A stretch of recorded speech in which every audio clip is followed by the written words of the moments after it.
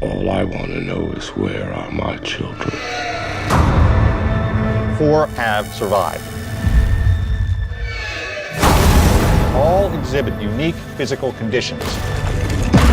You don't know anything about what's coming. What is coming?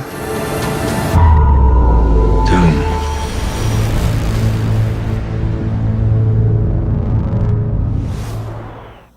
Fala galera que acompanha a Musical Filmes, eu sou o Bruno. E eu sou o Ulisses. E hoje a gente está aqui para falar de um filme que eles tentaram não uma, não duas, não 3, mas 4 vezes e ainda podemos dizer que não deu certo. Bola fora. Vamos falar sobre o último, em específico, o Quarteto Fantástico de 2015. Um filme dirigido por Josh Trank, que tem no seu elenco o Miles Teller como o Senhor Fantástico, Michael B. Jordan como Tocha Humana, que é o nome dele, Johnny Storm. Temos a Kate Mara como Sue Storm, a Mulher Invisível, e o Jamie Bell como Ben Green, o Coisa. Ulisses, a gente teve em 94 isso? 94. A gente teve a primeira tentativa de Quarteto Fantástico, que é uma pegada meio parecida com o filme que a gente falou do Capitão América, né? Aquela coisa meio amadora. Sim.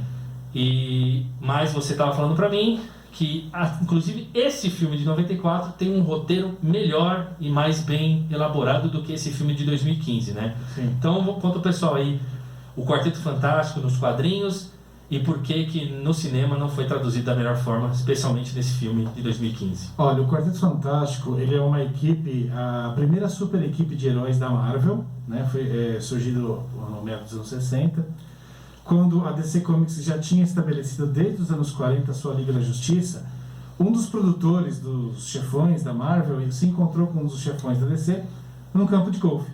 Eles estavam lá, brincando, jogando, batendo papo, porque apesar de concorrentes, eles são meio que parceiros, eles conversam. E o cara falou, não, a nossa Liga da Justiça está vendendo, um quadrinho muito bom, não sei o que, gostei. E o cara ficou com isso na ideia, falou, pô, verdade, a gente tem um monte de herói na Marvel, não tem um grupo, né? E aí o Stan Lee, que já estava querendo sair, porque o Stan Lee, desde quando entrou na Marvel, ele até mudou o nome dele, ele queria ser um dramaturgo, né? Então ele topou fazer quadrinhos por dinheiro. Então a gente estava meio que saindo, aí ele escreveu o Quarteto Fantástico, e foi um boom, assim, nos anos 60. Por quê? Ele trouxe 2 coisas importantíssimas, diferente de todos os heróis até aquele momento, que era, os heróis eram uma família, né? Era mais voltado ao relacionamento familiar do que às aventuras, e a identidade deles era exposta, eles não tinham identidade secreta. Entendi. Né? O Quarteto Fantástico, ele se tornou uma grande família americana amiga do público. Heróis aceitos e com histórias familiares. Não eram vigilantes, mas Não. Então isso cativou o público, e aí ele se tornou um dos principais heróis, praticamente o primeiro leva de quadrinhos da Marvel realmente de importância. E o Homem-Aranha estreou no Quarteto Fantástico, o Pantera Negra estreou no Quarteto Fantástico, o Surfista Prateado. Então assim, o Quarteto Fantástico, ele alavancou muitos outros personagens, né? Sim. E se você for analisar no cinema, assim, por mais que eu acredito, eu gosto daquela do Teen Story de 2005. Sim, são 4 filmes que a gente tem. Isso. O primeiro de 94 e agora a gente vai falar mais do último de 2015. Sim, mas no meio a gente tem 2 bem cara anos 90 de filme de quadrinho, começo dos anos 2000, que é o Quarteto Fantástico, que tem a Jessica Alba, Chris Evans como primeiro herói. Isso, o Chris Evans, o Capitão América fazendo o Johnny Storm. E depois a gente tem o Quarteto Fantástico e o Surfista Prateado, né, que é a continuação. Então assim, esses 2 eu achei que foram mais próximos, chegaram encostando, ficou legal. Mas a melhor versão do Quarteto Fantástico que existe fora dos quadrinhos é Os Incríveis da Disney. Ele é o único que chegou a mostrar realmente como eram os quadrinhos, né? O Quarteto Fantástico, ele foi revolucionário nos quadrinhos. Sim. E no cinema, até agora, não. É gozado, porque é até um marco, porque todos os filmes que a gente falou até agora, e quase todos os filmes de quadrinhos que você imagina, propriedades de quadrinhos, eles podem até não acertar na primeira vez, né? O exemplo do Capitão América é clássico. O primeiro Capitão América, que a gente falou agora há pouco, é uma aberração, perto do que veio descer depois. E infelizmente o Quarteto Fantástico, você vê que é tão importante no quadrinho, você imagina, seria o carro-chefe, né? Pra Deveria levantar. E eles não conseguiram. Eles fizeram em 94 um filme que é naquela história que a gente fala que a produtora está com os direitos daqueles personagens na mão e eles têm por um determinado tempo, senão eles perdem. Então eles fazem meio que correndo. Pô, a gente tem esse ano para fazer... E esse foi literalmente, porque o contrato deles venceria em 92. É isso. Em 28 de dezembro de 92 eles começaram a produzir o filme. Então, aí... E aí você tem isso aí para tentar ganhar um dinheiro antes de perder os direitos sobre o personagem. E depois a gente tem os dois do Teen Story. E chegamos em 2015 com o diretor Josh Trank, que ele tinha feito um filme chamado Chronicles, que é meio que como se fosse um filme de quadrinhos com heróis, né? Na verdade é um filme de quadrinhos mais real, porque são adolescentes com poderes, né? E o filme foi muito bem aceito por fãs de quadrinhos, por fãs em geral, fez dinheiro e teve muitas pessoas que elogiaram, né, o diretor, tal, pelo jeito de fazer. E ele pegou o Quarteto Fantástico dele, dá a entender que ele ia fazer uma coisa parecida. Era como se fosse a mesma história do Chronicles, só que com os personagens do Quarteto Fantástico. E eu vou dizer pra você, que a gente vai entrar agora na história do filme, que os primeiros 2 minutos do filme são passáveis. Porque dá aquela, inclusive falando de Spielberg, é aquela cara de filme de Spielberg. Do mundo das crianças, do ET, que dá a impressão que as crianças são mais inteligentes que os adultos, né? Então tem um menino lá que é o super gênio, que é o Reed Richards, que ele está criando um conceito da máquina do tempo quando ele é uma criança de 8 anos, tal. Só que aí você já tem uma coisa que te fala, caramba, você já percebe que é ladeira abaixo, que o Coisa, que é o Homem de Pedra, ele tem uma frase, que é uma frase que é a frase dele, né? É o bordão do Coisa desde que ele surgiu. Em português é... Tá na hora do pau! Tá na hora do pau. E aí você sabe da onde vem isso no filme. Nos primeiros 3 minutos. Eu falei, até os 2 minutos é bom. No terceiro você... Que isso vem porque ele tem um irmão mais velho, quando ele é pequeno, um irmão abusivo, que bate nele, e toda vez que o irmão bate nele, ele fala isso pra ele. Aí você fala assim, ai meu Deus, é daí que vem a frase. Aí você já estraga totalmente toda a mística do personagem, de tudo, né? Quebra totalmente o heroísmo dele. Então esse filme, assim, se vocês forem pesquisar, né, tal, eles tiveram muitos problemas na produção, porque esse diretor, ele começou a ter a questão que a gente tem muito problema, né? O cara fez um filme bom e de repente todo mundo coloca ele num patamar assim que talvez ele não esteja ainda. E aí ele começa a querer dominar tudo, meio que ser o manda-chuva de tudo e tal.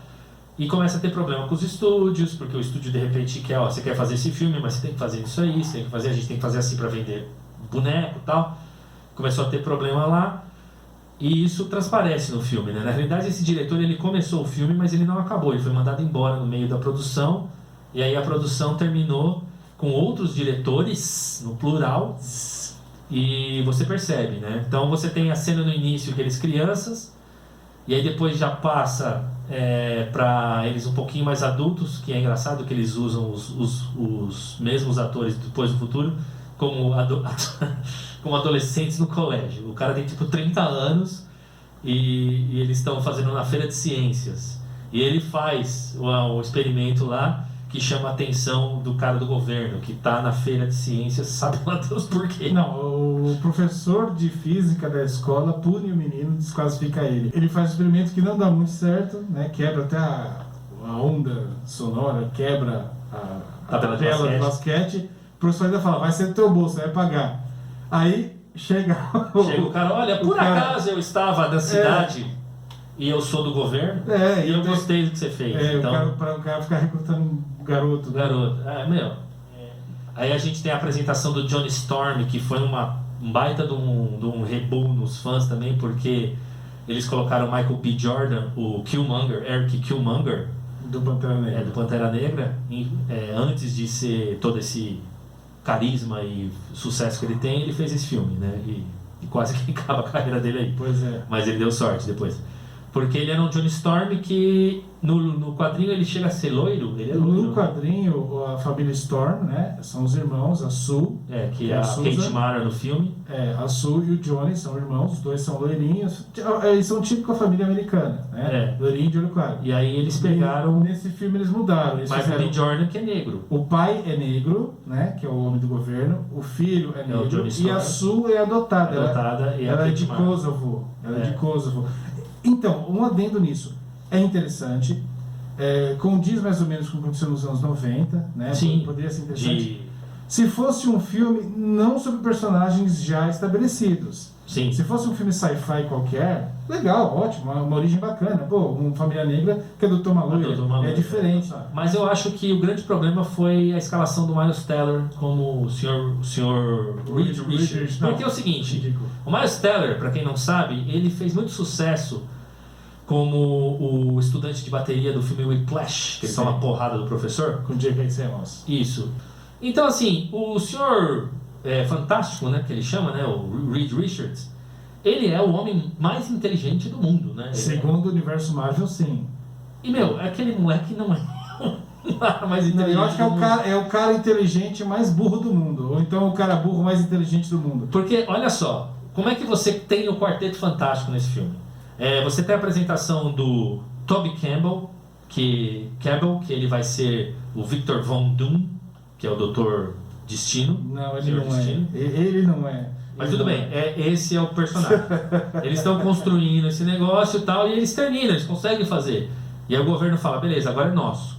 E aí eles ficam putos da vida, desculpa o termo, e eles falam assim, mas a gente vai testar nós primeiro, a gente vai descobrir o argumento do Victor foi muito bom, né? Que ele falou, quem é mais conhecido na história? O cara que construiu o foguete ou o Neil Armstrong, que pisou na Lua, né? Exatamente. Então ele falou, nós construímos para os outros ganharem fama, então vamos lá. Então assim, até é interessante, isso. Mas é uma ideia de moleque, né? Exatamente. E outra coisa, tá lá o Victor Von Doom, o Reed, a Sue e o Johnny. Tem faltando uma vaga e eles estão meio alcoolizados. O cara fala assim, tem um amigo, gente boa que fazia comigo uns negócios na escola. Então, o Ben Green vira o Coisa porque sobrou uma vaga para ele ali. Tipo assim, a gente precisa de alguém para completar o time de futebol. Olha, então, o desenho animado do Coisa, que era da Hanna-Barbera, era melhor. E aí eles vão para o Planeta Zero, que eles chamam, que é uma outra dimensão. Uma outra dimensão. E aí é uma coisa que... Aí eu não vou nem colocar muito na conta do filme, porque grandes cineastas, até o cara que escreveu Alien, né, o Ridley Scott, ele fez isso no Prometheus, né? Que os caras são cientistas, eles chegam num planeta que ninguém sabe o que tem, e aí vem uma coisa diferente e eles vão lá pôr o dedo naquela coisa, né? Que é uma coisa... Então, assim, se fosse só eles que fizeram isso, eu até falar, olha que porcaria, mas tem filmes que acontece isso aí, então a gente vai dar um desconto aí. Mas aí o Victor cai no buraco lá e é consumido por aquela energia vem seguindo eles até o portal lá que eles criaram para ir para a dimensão, e aí eles voltam para a Terra com anomalias. Sim, anomalias. E aí você tem, por que o Coisa é uma pedra e o Johnny Storm vira Nossa, um homem eles de fogo? mudaram completamente. Porque quando o cara fecha o negocinho, a cabine que ele está, uma pedra vem junto com ele. Assim, eles tomaram um banho dessa radiação e cada um sofreu um efeito. Então assim, teve uma explosão que atingiu o Johnny, fogo. Aí teve uns pedregulhos que saíram voando assim aleatoriamente no Ben, e aí ele ficou cheio de pedra. A Sue não estava na cápsula, ela estava monitorando na base. Por alguma razão ela ficou invisível. A hora que chegou, eles puxaram de volta a base deles daquele planeta para a Terra.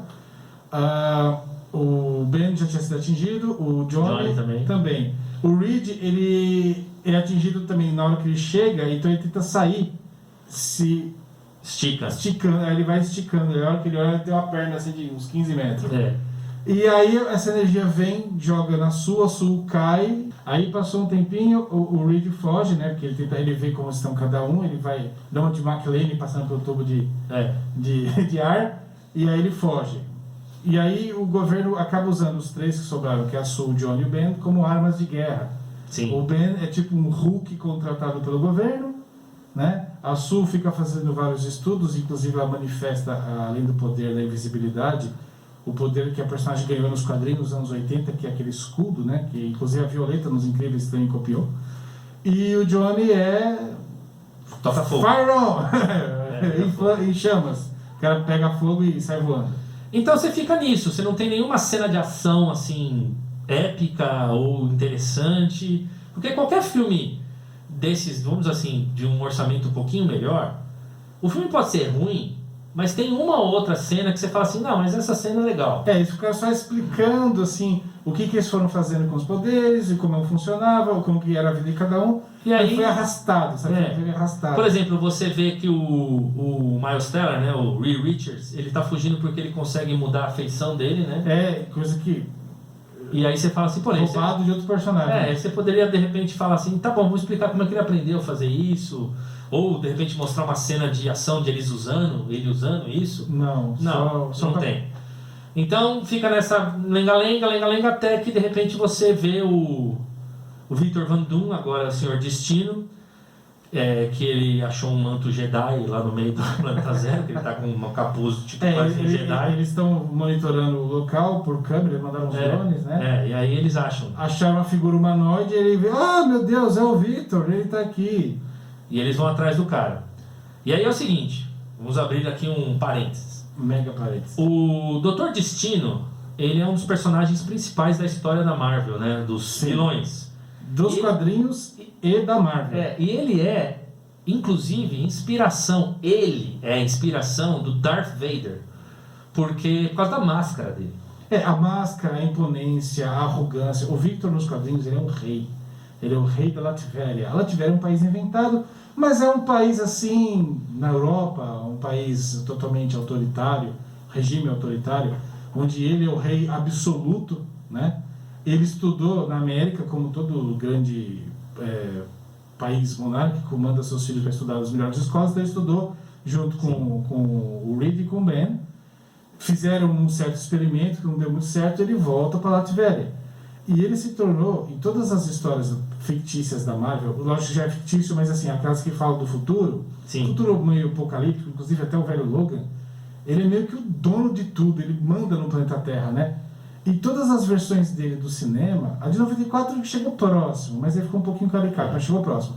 Mas 94 as outras... não se tinha o orçamento para fazer coisa tão... E aí, na de 2005, que ele foi quase isso, mas ele não era ninguém na Latvéria, e agora nesse de 2015... Primeiro que... Ele era sei lá, um menor com ficha criminal. Ele é um moleque...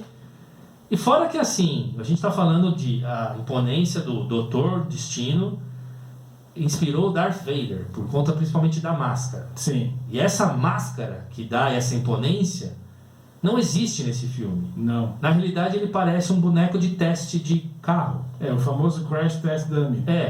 E só que assim, com umas luzinhas meio fosforescente verde, assim. Né? Olha a foto dele, vou pôr aqui a foto. Primeiro assim, vamos pôr a foto do Dr. Destino do quadrinho. Como deveria ser.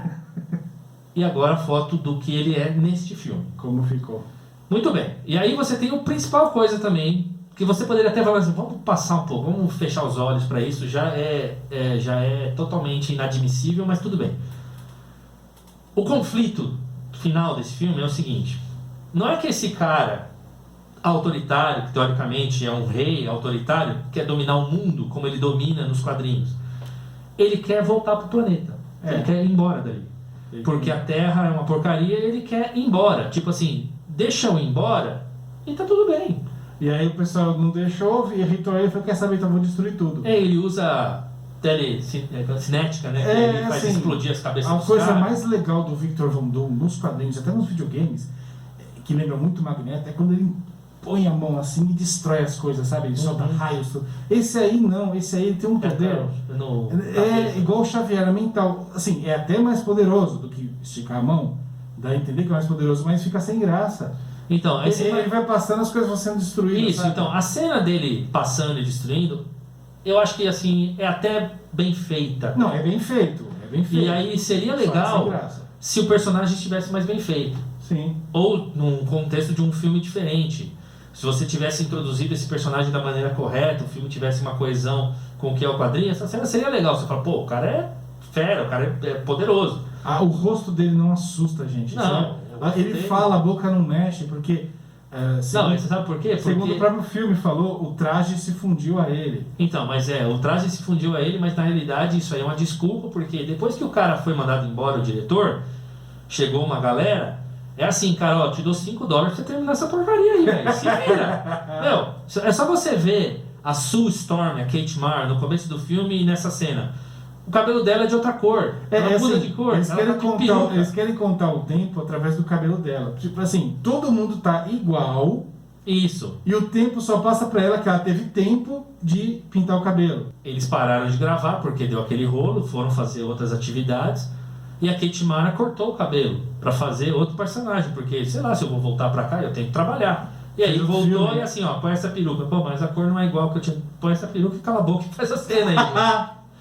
E aí ficou isso, gente. Pô, 2015, isso aí é um amadorismo dos anos 60, 70. Não, lembrando que o ator, o que fez o Reed, ele saiu na porrada com o diretor. O Miles Teller, Sabe? Então assim, foi um filme assim, parece coisa dos anos 80. Então, o filme foi um fracasso de bilheteria. Ele custou 120 milhões para ser feito. Nossa.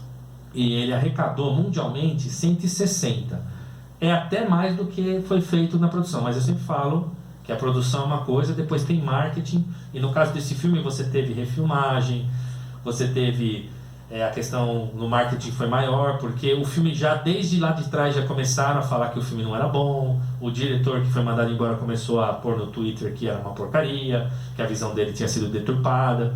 A atriz que faz a Sue, Kate Mara. ela disse que ela não foi na premiere do filme. E aí depois passou um tempinho e perguntaram pra ela se ela assistiu, ela disse que não. Eu tenho coisa mais importante pra fazer da minha vida. Então, A própria atriz desmereceu o filme dessa forma. Então, isso aí. E aí, nós tivemos esse filme que foi a 4ª tentativa de fazer o Quarteto Fantástico e até agora sem sucesso. Tivemos o filme de 94 que, apesar de ser totalmente amador, né, você vê pela qualidade... É trash mesmo. É trash, mas é até que você falou um roteiro até melhor. Pra época, nossa. Você tem os 2 filmes do Teen Store que são mais familiares, né, nada épicos assim. Não, mas é legal de ver, assim, de tarde, com a família, sim. com criança, é legal. O 1 é legalzinho, o 2 dá uma... O 2 O 2 o que salva realmente, o que deixa ele bem interessante é o Surfista Prateado. Né? O Surfista Prateado, ele rouba a cena, né? E aí você teve esse aí, que seria uma nova adaptação, em 2015, já com os filmes de quadrinhos super fortes, a Marvel rebentando aí com os Vingadores e tal. Você teve isso aí, que eu acho que, se a gente for dar uma nota, não chega nem a ser vergonha alheia, é uma porcaria. Desnecessário, porque se você assistir esse filme, você só vai perder 1h30 da tua vida, não vai acrescentar em nada. Exatamente. Os Você filmes- percebe um amadorismo até na questão de escolha de ambientes. Esse filme tem 4 ou 5 ambientes diferentes. Eles têm não tem muita a coisa. escola no começo, o lugar lá da militar, lá onde eles estão fazendo a A base, experiência, né? o planeta onde vai o Victor, Que é o fundo verde, né? é o fundo verde, né? O planeta Aliás, são Terra. 3, não são nem 4, são 3 lugares só. Você tem um filme inteiro de quadrinhos em 3 ambientes. 3 ambientes, praticamente. Durante 2 horas, 1h40, 2 horas de filme. Muito bem, então é isso aí. Quarteto Fantástico, se vocês quiserem assistir, como a gente sempre fala, por conta própria, tá? Porque são 1h30, 2 horas que vocês vão perder aí a vida de vocês. Pois é. A gente já perdeu pra vocês. Esse filme já foi anulado totalmente, exatamente pela essa questão de tirarem o Michael B. Jordan dali E e colocarem colocarem no no Killmonger. Pantera Negra como Killmonger. Então ele mostrou todo o seu trabalho, o seu talento. Não, ele é um puta ator. No Pantera Negra. Então isso já apaga E, esse aliás, filme. desculpa, Vírgula, todos eles são ótimos atores. Sim, Todos. mas Kate foram Mara mal faz conduzidos. filmes menores porque ela é muito boa. Como é o nome do Jamie Bell é fantástico. Aliás, esse filme então serviu para uma coisa, já que a gente vamos colocar uma coisa positiva. O Jamie Bell é casado com a Kate Mara. Serviu pra alguma coisa. Então eles se aquele conheceram nesse Foi filme. aquele Demolidor, né? Que o Ben Affleck conheceu a Jennifer Garner. no Exatamente. E Demolidor. aliás, isso é uma ponta para o nosso próximo filme. Na nossa lista de piores, é um filme que se serviu para alguma coisa, foi para reunir o casal Ryan Reynolds e Blake Lively, que a gente vai falar no próximo episódio sobre o grande, espetacular Lanterna Verde. Se vocês gostam de Ryan Reynolds agora no Deadpool, vocês vão entender que teve uma época que todo mundo torcia um pouco o nariz pra ele. É isso aí, gente. Então, foi esse aí o Fantastic Four, ou Fanforstic, como é chamado nos Estados Unidos. Porcaria. Então, espero que vocês tenham gostado. Clica aí para se inscrever no canal, para saber das novidades, ativa a notificação, dá o like e compartilha o vídeo aí. Compartilhe os vídeos, por pra ajudar favor, a gente a com seus crescer. amigos, com seus parentes. Espalhe, fala, gente, ó, lá da escola. Coloca aí, ajuda a gente. É isso aí. E a gente se vê então no próximo musical Filmes com Lanterna Verde. Valeu!